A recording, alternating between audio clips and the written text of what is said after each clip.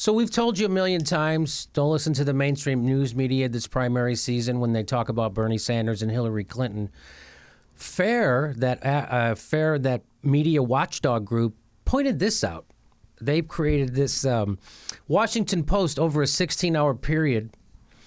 Over a 24-hour period, had 16 negative stories in a row about Bernie Sanders.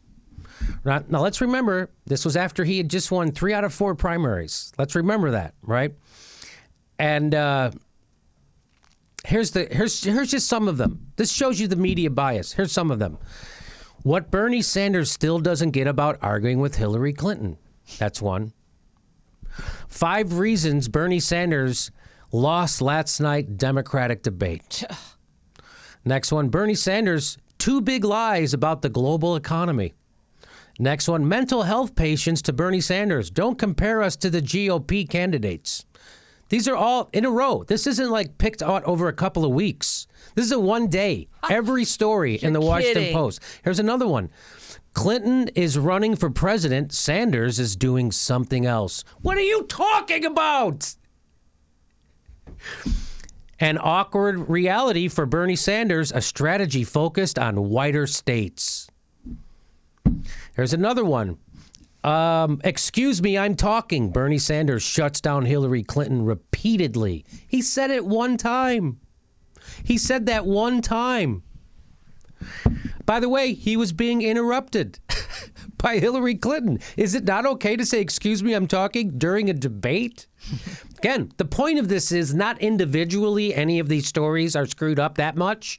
They are, I think, but that's not the point. The point is, taken together, it shows you the unbelievable bias in mainstream news media. Now, was there a phone call from Jeff Bezos to everybody who works at the Washington? I want nothing but negative. No, but they all live in that same bubble. We showed you on that other video when Brian Williams asked the Washington Post reporter, do you think Chris Christie's working with Donald Trump? Is he a steadying hand for Donald Trump? And the Washington Post reporter said, oh, yeah, he's a steadying hand. They just listen to each other. They just and then they just repeat it. Well, if Brian Williams said it must be, Sanders must be doing poorly. He must have lost the debate. He must not have a chance because everyone I'm working with and everybody in the mainstream news media keeps saying this. Here's some more headlines. Why Obama says bank reform is a success, but Bernie Sanders says it's a failure. So they pit him against Barack Obama. Bernie Sanders pledges the U.S. won't be number one in incarceration. He'll need to release lots of criminals. That's the headline. Great spin. And why are these headlines important? Because they've done research, and you know that 40% of the people only read the headlines? That's why they make headlines, because only 40% of the people actually even read them. And so that's why they're important. Here's some more. The NRA just praised Bernie Sanders and did him no favors in doing so. It's just one negative story after another negative in a row.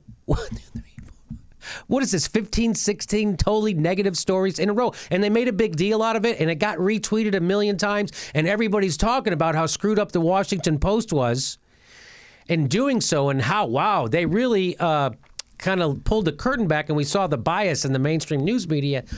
But it gets better because guess what? The Washington Post responded to the criticism from FAIR and the media watchdog group FAIR. They responded to them. They did an internal investigation. The Washington Post did an internal investigation about the bias, and I think you'll be glad to find out there isn't any. And you know how I know? The Washington Post investigated themselves.